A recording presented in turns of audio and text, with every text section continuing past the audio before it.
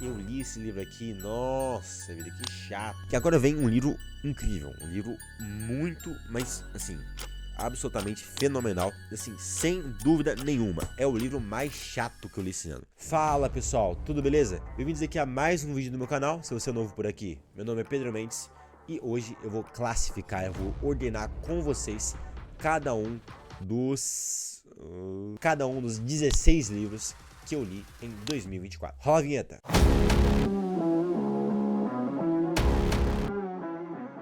Então vamos direto aqui pro assunto. Em primeiro lugar, Feliz Natal. Aqui, eu tô gravando isso aqui no dia 21 de dezembro de 2024, mas eu vou postar isso aqui, vou tentar postar no dia 25. Então, Feliz Natal pra você que tá assistindo.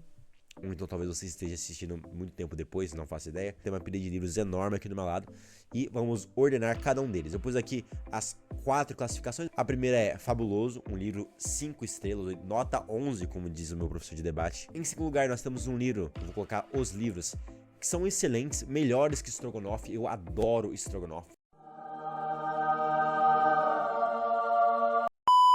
Depois tem os livros bons, mas livros que pronto, são bons, são razoáveis, mas ainda falta alguma coisa, tem ali algum defeito, algo grave, que eu vou mencionar, talvez até nem seja tão grave assim. E depois os livros ruins, que eu aconselho que você não perca seu tempo com eles, tá bom? Mas que felizmente foram poucos esse ano. Então vamos lá, já começando pelo Ideias Têm Consequências, do Richard M. Weaver, ou Weaver. Já ouvi falar das duas maneiras. Isso daqui, ó, eu não vou não ter nem que pensar, ó, fabuloso. É fabuloso esse livro aqui, simplesmente fenomenal. Ele é meio filosófico, ele vai falar das causas da, digamos, decadência da civilização ocidental. Também vai falar da grande lanterna mágica, eu lembro bastante bem desse termo, em que ele também vai descrever, vai provar como é que a mídia faz mais mal do que bem. Não, esse daqui não está em ordem. Ah, esse daqui eu li primeiro, esse daqui eu li em segundo. Tá misturado, mas esse com certeza vai primeiro, não tem nem que pensar, é fabuloso. Em segundo lugar vai o Roverando, esse livro aqui pequenininho, eu nem vi o número de páginas, deixa eu ver o número de páginas, 160 páginas, mas aqui é um livrinho de bolso do Tolkien. Eu amo o Tolkien, acho o Tolkien um autor incrível. O Senhor dos Anéis do Tolkien é simplesmente fenomenal, uma das maiores obras, talvez a maior obra de literatura da história, principalmente de literatura fantástica. Mas esse livro dele aqui, eu vou colocar... Eu vou colocar... 2000 anos depois. Eu vou colocar num bom mas, tá bom? Eu vou explicar por quê. Porque eu adoro o Tolkien. Tolkien é um excelente escritor, um escritor realmente espetacular. Mas isso daqui não é o Senhor dos Anéis, isso daqui é o Roverando, que é a história de um cachorrinho que tava lá no quintal, brincando com uma bolinha amarela, era propriedade de uma senhorinha. Então passa um mágico e transforma ele num brinquedo, e ele vai parar numa loja de brinquedos, e é comprado pela mãe de um menininho, e vai pra praia, depois sobe numa caivota chamada Mia, e vai pra lua. Assim, é uma viagem completa essa história, um negócio assim, realmente fantasioso. Mas agora, acima de tudo, é uma leitura infantil, não é assim para minha idade. Eu vou fazer 16 anos agora em janeiro, então é um livro bom. Se eu estivesse aqui fazendo uma lista dos melhores livros para literatura infantil, eu com certeza colocaria isso daí lá em cima. Mas olha, não era pra minha idade, eu li ali mais pra descontrair, que eu tava no meio de leituras mais densas. Então eu vou colocar aí num bom mas. Depois vem aqui os contos de Shakespeare, da Mary e do Charles Lamb. E eu já fiz um vídeo só sobre Shakespeare aqui no canal. E eu já falei lá no outro vídeo que o Shakespeare não escreveu contos, ele escrevia peças teatrais. E então vieram esses dois irmãos e adaptaram essas obras para um inglês mais fácil, um inglês mais acessível, em prosa, que depois foi traduzido para o português. Então, um conto de Shakespeare também não tem que pensar muito, é fabuloso. Como é que eu vou guardar o fabuloso para os melhores livros mesmo? Eu vou colocar aqui no excelente, melhor que Strogonoff. Excelente, tem várias histórias famosas, tem Hamlet, tem Romeu e Julieta, tem Sonho de uma Noite de Verão, vários contos curtinhos, envolventes, muito interessantes, alguns com final feliz, outros nem tanto, o Rei Lear também.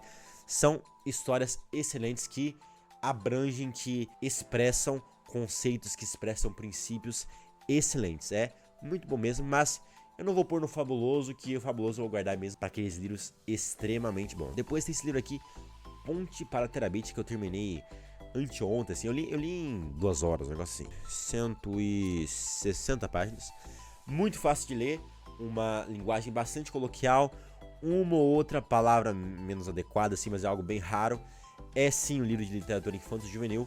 E eu também li, tal como o Roverando, pra relaxar um pouquinho, pra ler algo mais descontraído. Mas é uma história muito boa. Eu, antes de ver isso daqui, antes de ler o livro do Ponte para Terabit, eu vi o filme. Já vi o filme há muito tempo, há mais de um ano, e eu lembrava do filme, lembrava o que acontecia no filme.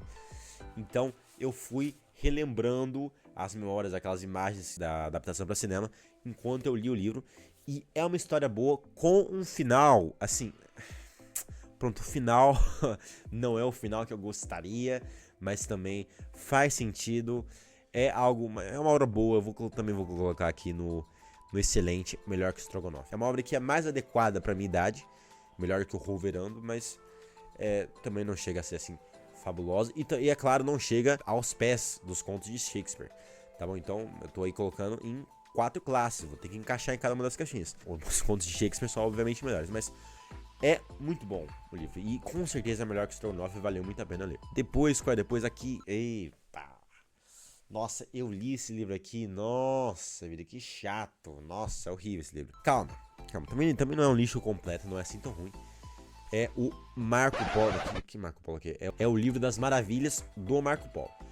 Você provavelmente já ouviu falar do Marco Polo, aquele viajante italiano que foi lá pra China e conheceu o imperador chinês e viu maravilhas. Então quando ele voltou pra Itália, depois de décadas de ausência, ele escreveu esse livro, 23 anos de ausência, um negócio assim absurdo, e foi uma decepção completa. Já gravei um vídeo aqui no canal, vou deixar o card aí em cima. É muito chato esse livro, ó, vou colocar aqui, não perca o seu tempo com esse livro, porque ele é enfadonho. Ele tem um caráter descritivo, eu detalho isso muito melhor no outro vídeo, mas ele tem um caráter completamente, absurdamente descritivo, e é uma coisa atrás da outra, é muito chato. É muito chato.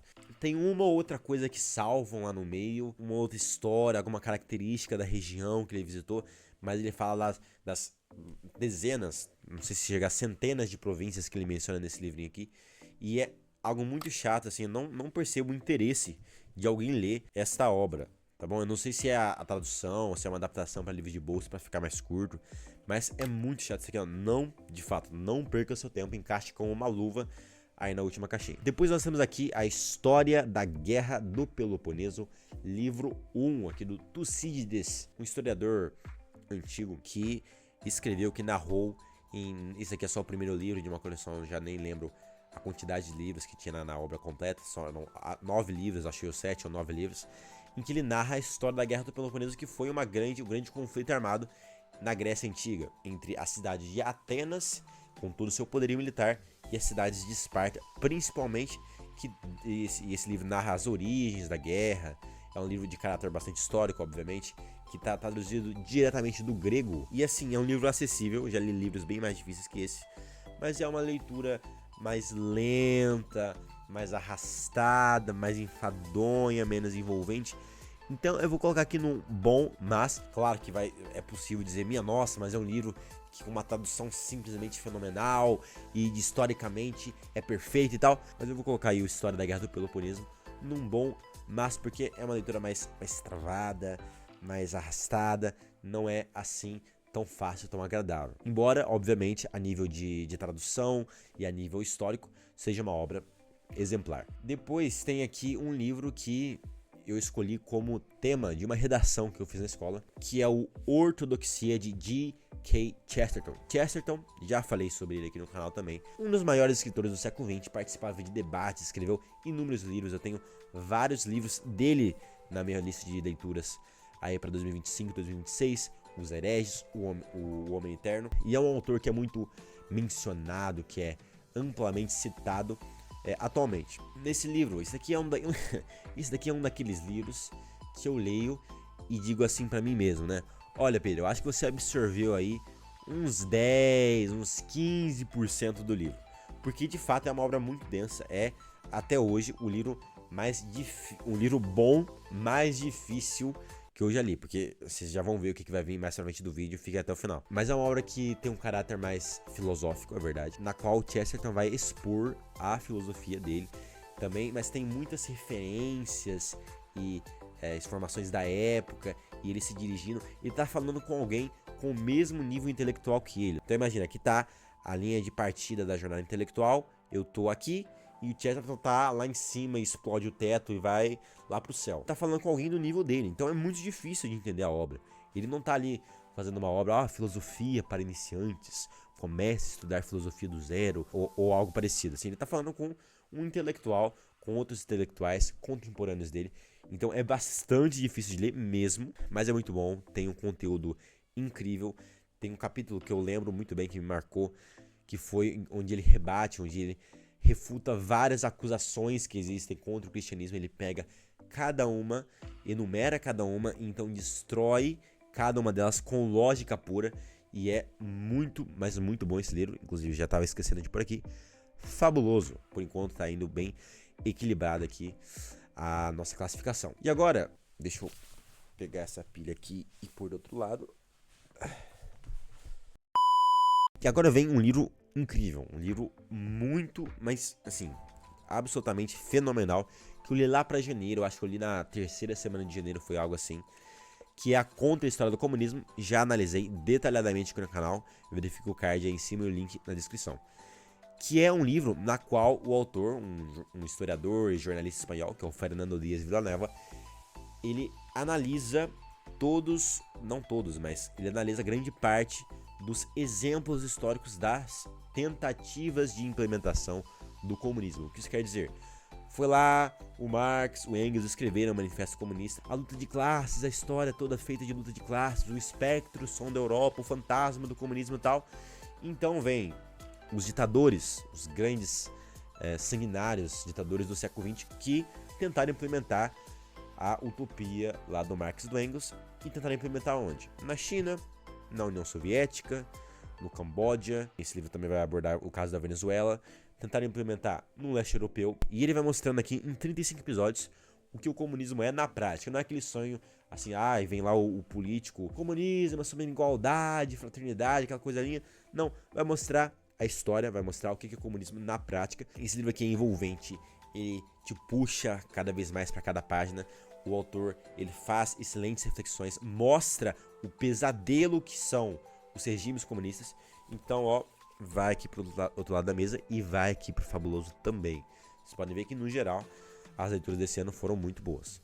Depois vem outro livro histórico também, esse livro aqui completamente histórico. E este outro também, que é o Presidentes que Mudaram Portugal, Presidentes que Mudaram a História de Portugal, do Filipe Luiz, um jornalista português. Esse livro eu li só por uma questão mesmo de conhecimento histórico, porque eu moro em Portugal, para quem não sabe, e eu não fazia ideia, não conhecia nada sobre política, história de política recente portuguesa. Recente, eu digo, dos últimos 50 anos. E esse livro narra a história e a trajetória política, as origens de cada um dos presidentes que governaram Portugal desde o final da década de 70, né? Então, foram Ramalhianes, governou 10 anos, se reelegeu, todos se reelegeram, na verdade.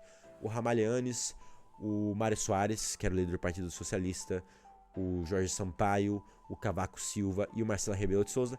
É um livro muito bom, assim, não chega a ser fabuloso, é mais histórico mesmo, não chega a ser tão envolvente, tão interessante quanto a história do comunismo, mas é muito bom, vai ficar aí no excelente, melhor que Strogonoff. E agora, sem perder tempo, vamos aqui pro próximo livro, que é o David Goggins, Não Me Podem Magoar. Esse livro aqui, não precisa, eu não vou nem pensar, fabuloso. É muito bom esse livro aqui. Eu já li há muitos meses, eu até fui perguntar para meu pai para confirmar que foi nesse ano mesmo que eu li. Mas é muito bom, é incrível. É a história conturbada, muito conturbada na verdade, de um CEO americano. E desde a infância dele, então ele tinha uma família completamente desestruturada, um pai com problemas gravíssimos, uma mãe que queria melhor para ele, mas que estava ali oprimida por causa do marido, e a maneira como ele e a mãe fogem de casa, como é que ele vai crescendo. Ele passou por diversos empregos, então ele quis entrar para um treinamento militar que era os Navy SEALs, que são a elite da elite da elite da elite, assim, o BOP do BOP do BOP do BOP, lá o topo da Marinha Americana, o topo das forças especiais da Marinha Americana. Um negócio assim realmente exigente, nível hard. Santa misericórdia, nível hard. Agora meu professor de português vai me matar. E nesse livro aqui ele narra a história dele. Ele fez os 3 treinamentos militares mais exigentes do mundo. Ele que mais? Ele cumpriu lá bateu um recorde mundial de fazer 4.020 elevações de braço, assim, na barra, em 17 horas. Ele é um dos homens mais fit do mundo, assim. É simplesmente extraordinária a história dele. Não foi ele que escreveu, ele não é o autor, com certeza, porque tem aqui nesse livro técnica de copywriting, porque cada página te puxa para a seguinte. Então ele narra com detalhe o treinamento militar, ele fala muito detalhadamente também sobre o esforço que ele teve para ter que cumprir cada um dos objetivos dele, e também fala muito sobre a mentalidade. Ele tem lá, por exemplo, a regra dos 40%, que diz que quando você está fazendo ali esforço físico e você já não aguenta mais, todos os músculos do seu corpo estão queimando, você parece que está morrendo, ele fala que você só atingiu 40% do seu potencial. Então ele fala aqui de maneira de destravar a sua mente. É muito incrível, assim, eu nem sei se essa expressão existe. Realmente fabuloso. Mas atenção ali, as referências e a história dele tem algumas coisas fortes, assim como, por exemplo, a contra-história do comunismo. De fato, fala ali de uns temas um pouquinho mais pesados. Depois temos aqui outro livro histórico. Olha só, li muita história esse ano. Menos literatura, mais história e filosofia. Li aqui o Presos por um Fio, mais um livro sobre a história de Portugal. Um livro denso, um livro pesado. Eu poderia criar uma nova categoria só pra ele. Vai aqui pro bom, mas ele é bom. Ele fala sobre as FP25, que foram uma organização terrorista, tá bom? Vai ter gente que vai dizer que não é terrorista, mas sim, é terrorista. Uma organização comunista terrorista que queria de fato implantou o caos aqui em Portugal, assassinando empresários, roubando bancos. Pois sim.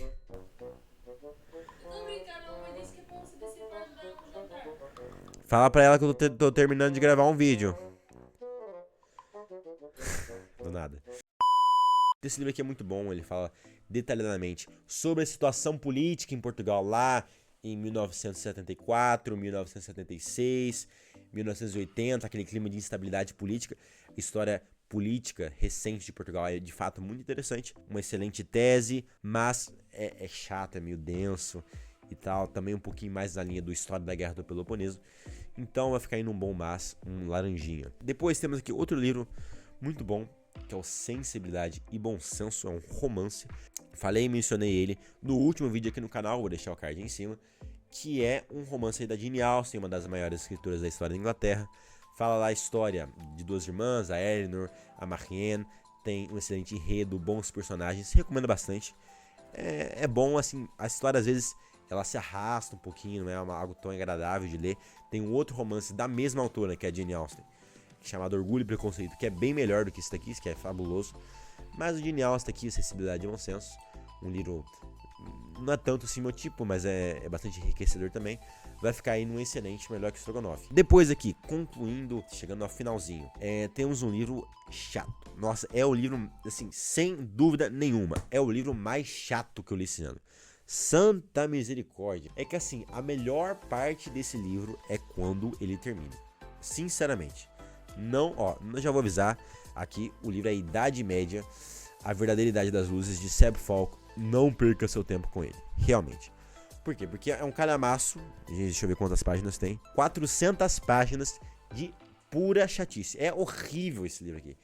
Por quê? Não tô aqui dizendo que o autor, ele é um péssimo autor, porque a tese do livro é boa. A tese do livro é que esse papo de que a Idade Média foi uma idade de trevas e de ignorância anticientífica é uma balela, e de fato é mesmo, a tese do livro tá certa, mas ele aborda o tema de uma maneira tão chata. Não vale a pena ler esse livro, não perca seu tempo. Vai mostrando aqui de vez em quando uns mapas, vai mostrando uns gráficos, umas fórmulas matemáticas que os cientistas usavam naquela época para conduzir as investigações científicas. Mas assim, é extremamente técnico, extremamente denso, extremamente pesado e assim, não vale a pena, não perca seu tempo com ele. Se você quiser se aprofundar mais no tema da Idade Média e na verdade sobre a Idade Média e não aquilo que se conta nas escolas, eu aconselho que você leia aqui o livro O que a Civilização Ocidental Deve à Igreja Católica, e especificamente, não é ao cristianismo, a Igreja Católica, do Thomas E. Woods Jr., que é um livro, se ele tivesse aqui nessa lista, seria um livro fabuloso, porque ele aborda cada um dos temas de forma envolvente, de forma agradável. Ele aborda o tema científico, o tema do direito, o tema da moral, cada um deles, e mostra o papel fundamental que a Igreja Católica exerceu em todos esses âmbitos da civilização ocidental e mostra como de fato a verdadeira fundadora da civilização ocidental é a Igreja Católica, de forma realmente crucial. Então, olha, não leia esse livro aqui, tá bom? Você vai perder tempo, é chato, é cansativo. No lugar, leia esse livro aqui, que também tem a mesma tese que o outro, mas faz isso de uma maneira muito, mas muito melhor, não tem nem comparação. Agora aqui, o antepenúltimo livro dessa lista é o Histórias de Caçadores de Tesouros, de Edith Nesbit, ou Edith Nesbit, enfim, que é um livro excelente, assim, já não preciso pensar muito, excelente, melhor que Strogonoff. Narra a história de uma família ali, alguns irmãos que são muito pobres, vêm de uma família pobre desde que a mãe deles morreu, eles são órfãos de mãe. O pai não consegue pagar uma escola para eles, então eles não estão indo à escola. E eles arranjam ali maneiras mirabolantes de conseguir dinheiro para famílias deles. Então eles têm a ideia de ir lá pro jornal e vender poemas. Ou então eles têm a ideia de comprar uma coisa de uma loja e vender ganhando comissão. Ou então eles começam a cavar no quintal para encontrar um tesouro. É assim interessante, é legal, é envolvente. Vai ficar indo excelente, melhor que Strogonoff. Aqui um livro bom, um livro francamente bom. Depois aqui em penúltimo lugar, quase finalizando, é O Príncipe. O Príncipe é uma obra famosíssima, você com certeza já ouviu falar, na qual o autor, Maquiavel, o autor italiano ali, renascentista, ele fala ali, ele dá instruções de como ser um bom governante. Aliás, perdão, não é como ser um bom governante, mas sim como ser um príncipe de sucesso, ou seja, como manter o poder. Porque aqui na tese dele olha, um bom governante é um governante que consegue manter o poder. Ele tem umas ideias, uns princípios completamente errados, tá bom? Eu já aviso. Esse livro aqui tem uma base filosófica completamente equivocada. Discordo completamente. Não sou eu que estou discordando, grandes homens que discordam dele também. Foi classificado, foi posto no Index pela Inquisição. Então, assim, tem princípios extremamente equivocados. Mas eu li esse livro aqui com um lápis, eu fui anotando, fui escrevendo aqui nas bordas. E é bastante interessante enxergar o ponto de vista de alguém que não concorda comigo aqui no caso. Fala ali sobre armas, ele fala ali sobre como gerir exércitos, ele fala sobre como conseguir e como manter o poder. Ele também fala sobre crueldade, sobre quebrar a palavra dada. E, enfim, ele levanta aqui, promove algumas coisas bastante antiéticas, mas é muito interessante. É bastante interessante o ponto de vista dele. Não é bom, não está correto, mas é interessante e tem algumas pequenas, raras exceções de coisas que ele fala que estão corretas. Então aí eu fico num dilema, porque eu gostei bastante de ler, eu achei muito interessante do ponto de vista histórico, também da própria leitura, mas também tem uma base filosófica completamente errada. Então eu acho que eu até poderia criar uma nova categoria aqui pra ele. Eu fico aqui, eu vou colocar ele aqui num... Eu não posso pôr no fabuloso, porque não posso pôr ele ao mesmo nível que Chesterton, né? Aí não dá, né? Também não é excelente, porque a base filosófica tá errado. Não é uma perda... Olha, eu vou pôr aqui no bom, mas... Vamos... Não é que ele tem alguns aspectos positivos, ele é uma leitura interessante, mas esse mas bem grande tem uma base ética, vou usar essa palavra, completamente errada. Então é um livro assim mais confuso, um livro mais ambíguo aqui para classificar com vocês. Enfim, finalmente chegando ao finalzinho do vídeo, é o Começa Já do Pedro Anderson, que eu vou pôr aqui num excelente, melhor que Strogonoff.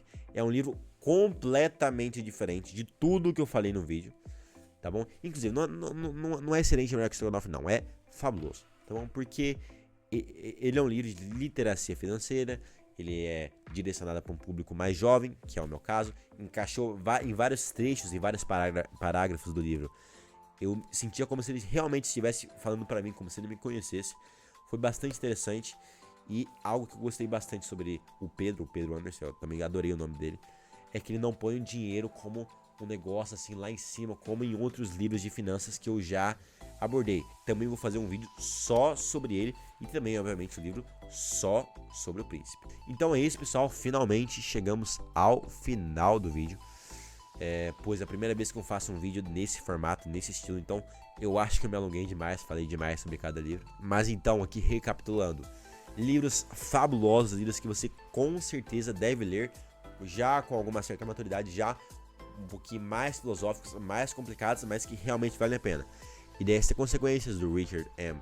Weaver ou Wever, Ortodoxia do Chesterton, a Contra-História do Comunismo do Fernando Dias Villanueva, Não Me Podem Magoar do David Goggins e Começa Já a Ganhar Dinheiro, Começa Já a Investir do Pedro Anderson. Livros excelentes, melhores que o Strogonoff, e isso não é dizer pouco. Contos de Shakespeare, ali a adaptação do Charles e da Mary Lamb. Ponte para Terabitia, esqueci o nome da autora, olha só, é Catherine Patterson, vou pôr aí o nome na tela. Presidentes que Mudaram Portugal, do Felipe Luiz. Jane Austen, Jane Austen é o nome do livro. Sensibilidade e Bom Senso, da Jane Austen. História de Caçadores de Tesouros, da Edith Nesbit. Depois os livros bons, mas com reticências ali, com um asterisco menor ou maior, um asterisco bem grande no caso do Príncipe. Terror Verano, mais infantil. O História da Guerra do Peloponeso, mais denso. O Presos por um Fio, também mais complicado, mais chato. E o Príncipe, que tem algumas partes interessantes, tem um ponto de vista interessante, mas uma base ética completamente errada. E por fim, não perca seu tempo, eu não leria, assim, não devia ter lido, me arrependo de ter lido, que é o Livro das Maravilhas do Marco Polo. Muito chato pra caramba, mas mais chato que ele é A Idade Média, A Verdadeira Idade das Luzes, do Seb Falco. Não leia esse livro do Seb Falco, por favor, não perca seu tempo. Se você quiser se aprofundar no tema dele, use Que a Civilização Ocidental Deve à Igreja Católica, do Thomas E. Woods Jr., que vale muito a pena esse livro aqui. Esse outro ali, não perca seu tempo com ele. Então é isso, chegamos aqui ao final do vídeo. Se você gostou, deixa o seu like, metralha aí o botãozinho do like, se inscreva no canal e ative o sininho das notificações para você não perder nenhum vídeo. Comenta aí embaixo, me diga o que você achou. E é claro, eu já vou recomendar para vocês um vídeo, eu vou deixar aqui, vai aparecer aqui no meio da tela, a análise que eu fiz sobre o livro da Contra-História do Comunismo. Você também vai aproveitar bastante, porque é algo realmente impactante. Muito obrigado por ter chegado até o final. Um abraço a todos e até o próximo vídeo. Fui!